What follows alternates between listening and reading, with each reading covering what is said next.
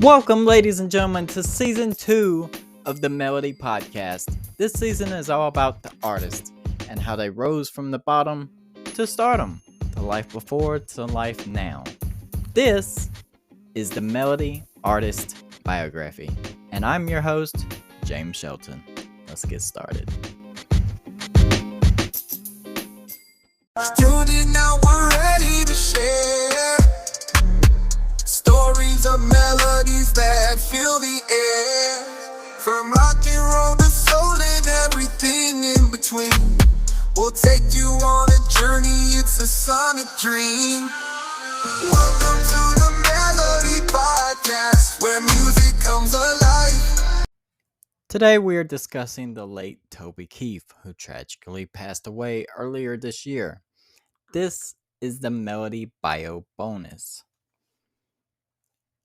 Throughout his 3 decades in the spotlight, Keith produced 5 albums that topped the Billboard 200, sold more than 25 million album copies, received 7 Grammy Award nominations, and won 14 Academy of Country Music Awards, including 2 for Entertainer of the Year. His accomplishments earned a place in the Country Music Hall of Fame as part of the class of 2024.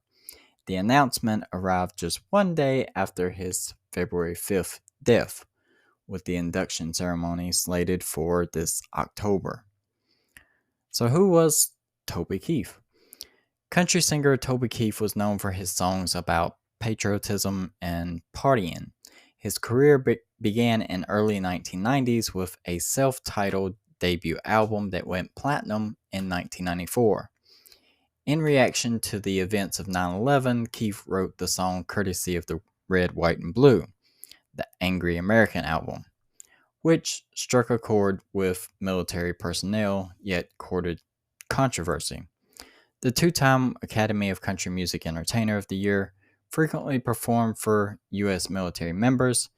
His multi-platinum #1 albums included Unleashed and Shockin' Y'all from the early 2000s. Among his popular songs are Should've Been a Cowboy, Red Solo Cup, and the Grammy-nominated duet for Beer for My Horses with Willie Nelson. In 2022, Keith revealed he had stomach cancer. The decorated music star died at age 62 in February of 2024. He will receive posthumous induction into the Country Music Hall of Fame this October. Young Toby Keith, singer, songwriter, and musician. He was born on July 8, 1961 in Clinton, Oklahoma, raised in Oklahoma City. Keith started playing music at a young age after being inspired by the musicians who worked in his grandmother's supper club. After working for a while in the oil industry and playing defense in the USFL Football League, he decided to pursue a career in music. In the early 90s, Keith signed with Mercury Records, and by 1994, his self-titled debut album from the previous year was certified platinum. His follow-up records, Boomtown 1994 and Blue Moon 1996, were equally successful thanks to such popular hits such as Who's That Man and Me Too in 1997. He teamed with Sting to record I'm So Happy I Can't Stop Crying, which earned the duo for Grammy nomination. It was Keith's first of 7 throughout his career.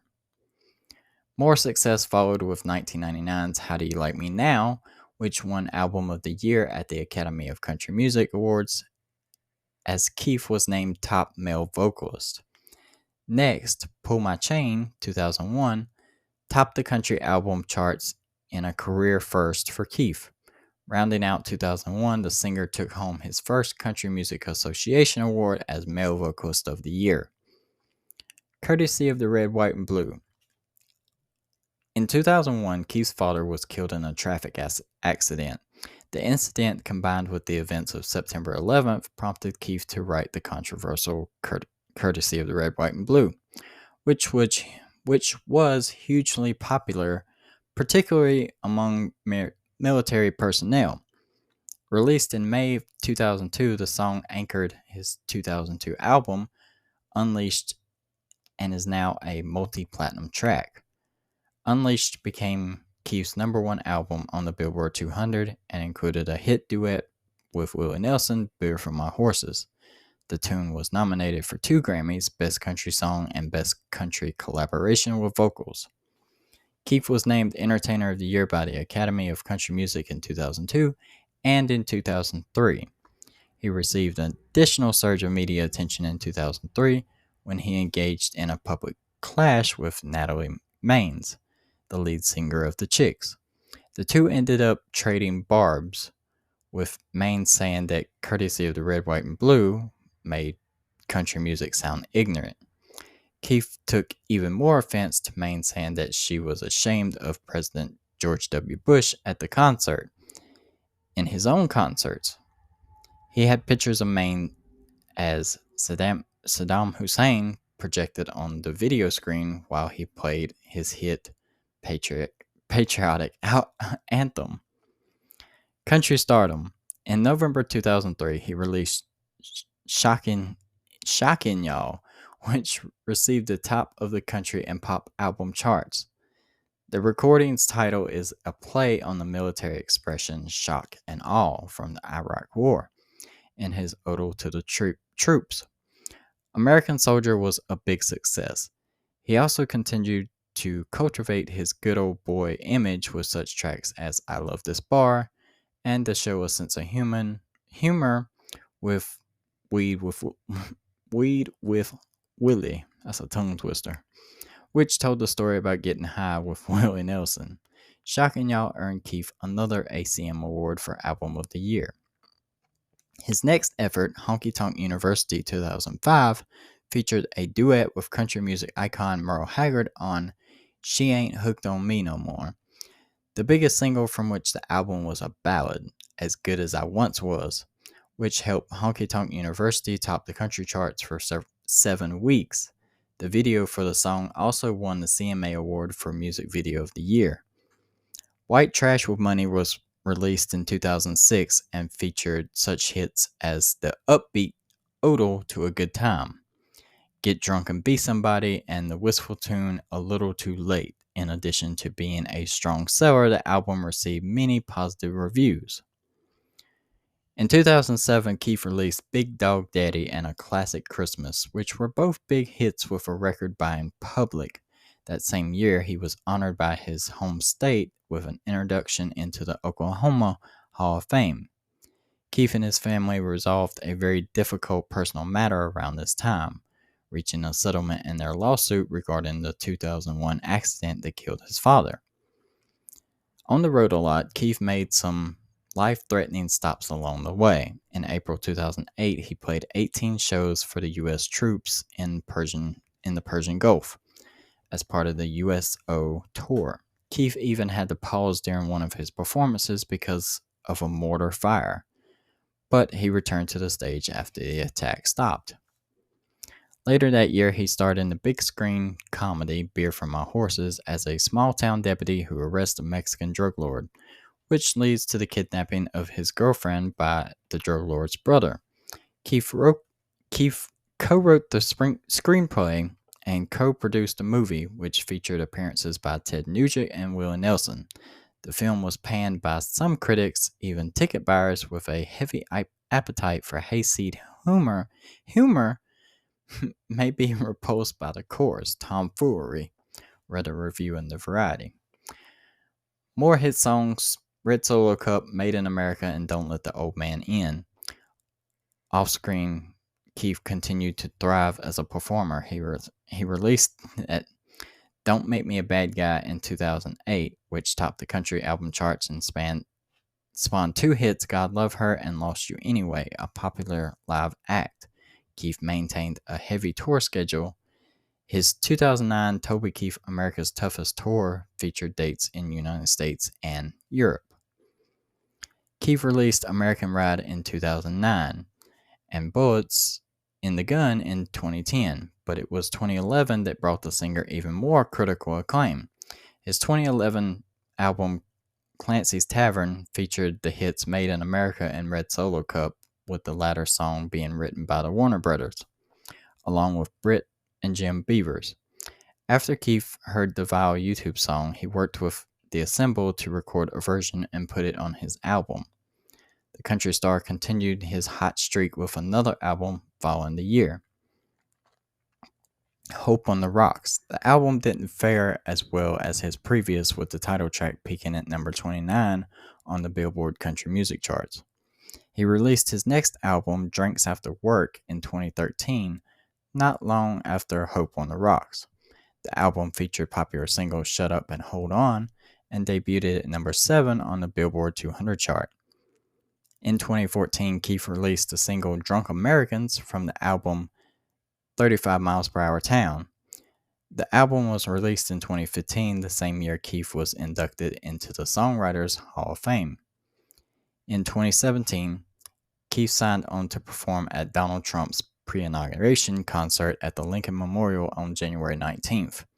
However, he said his appearance was for the country, not in support of the politician or the political party. He said, "I don't apologize for performing for our country or military." He said in a statement to Entertainment Weekly, "I performed at events for previous presidents George W. Bush and Obama, and over 200 shows in Iraq and Afghanistan for the USO." Keith took inspiration from an unlikely source for his next song, film actor and director Clint Eastwood. The singer attended Eastwood's golf tournament in 2018 when he learned about the soon-to-be 88-year-old's upcoming movie, The Mole, and asked where he continues to get this energy. Eastwood said, "I just get up in the morning and go out. I don't let the old man in," prompting Keith to write a song for the film, Don't Let the Old Man In. It proved to be a long shelf life, eventually peaking number 1 on the country digital songs sales chart in October 2023. After Keith performed it at the People's Choice Country Awards. Fubbing a lot today. Flubbing. I can't even say flub right. He has also teamed up with BMLG Records to release the song to country radio around that time. Ugh. In January 2021, President Trump awarded Keith the National Media of Arts. 9 months later, Keith released his final original album, Peso in My Pocket, which contained the popular singles Happy Birthday America and Old School. That December, the singer received the BMI Icon Award. Keith's final album, 100% Songwriter, in 2023, featured a collection of his early career hits like Should've Been a Cowboy, You Shouldn't Kiss Me Like This, and Who's That Man? A month after its release, streaming service Pandora recognized the country star with a Billionaire Award in December of 2023 after his songs had accrued 3 billion streams. Keith married Trisha Lucas in 1984. The couple had 2 children together, a daughter named Crystal, born in 1985, and a son named Steelen, born in 1997. Keith also adopted Lucas's daughter Shelley after the marriage. Lucas and Keith met at a bar not long after he graduated in high school in 1979. The singer had taken a job as an oilfield worker while also playing at local bars with his band, called the Easy Money Band.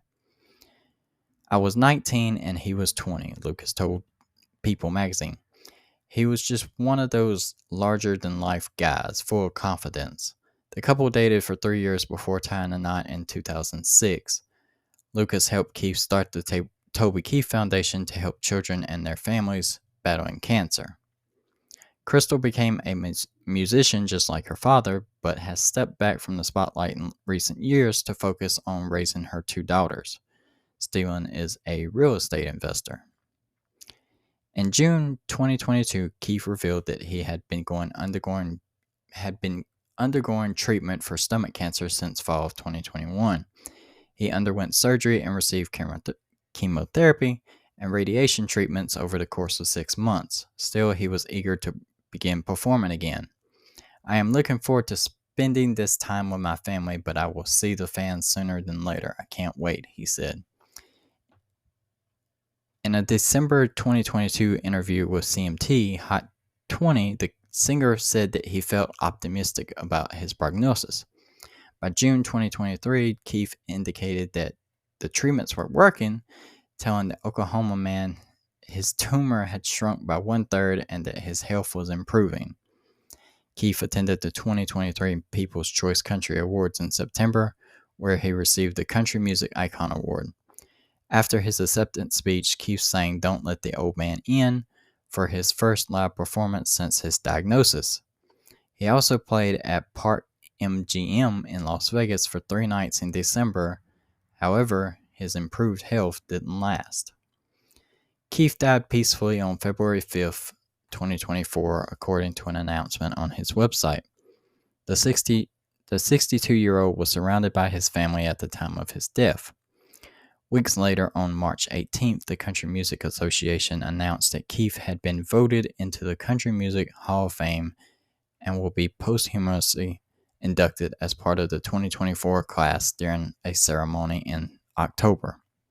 Toby Keith's net worth, as of this video, his net worth is estimated around $400 million.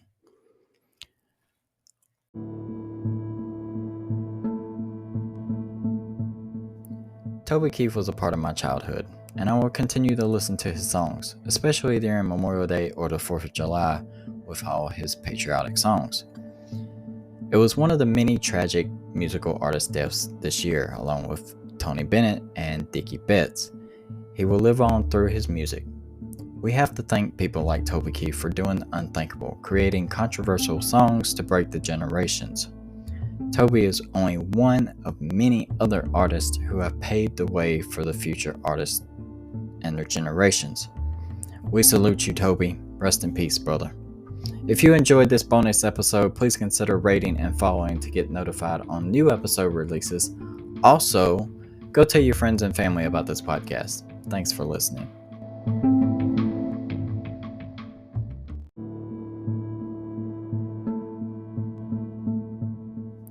Toby Keith was a part of my childhood, and I will continue to listen to his songs, especially during Memorial Day or the 4th of July with all his patriotic songs. It was one of the many tragic musical artist deaths this year, along with Tony Bennett and Dickie Betts. He will live on through his music. We have to thank people like Toby Keith for doing the unthinkable, creating controversial songs to break the generations. Toby is only one of many other artists who have paved the way for the future artists and their generations. We salute you, Toby. Rest in peace, brother. If you enjoyed this bonus episode, please consider rating and following to get notified on new episode releases. Also, go tell your friends and family about this podcast. Thanks for listening.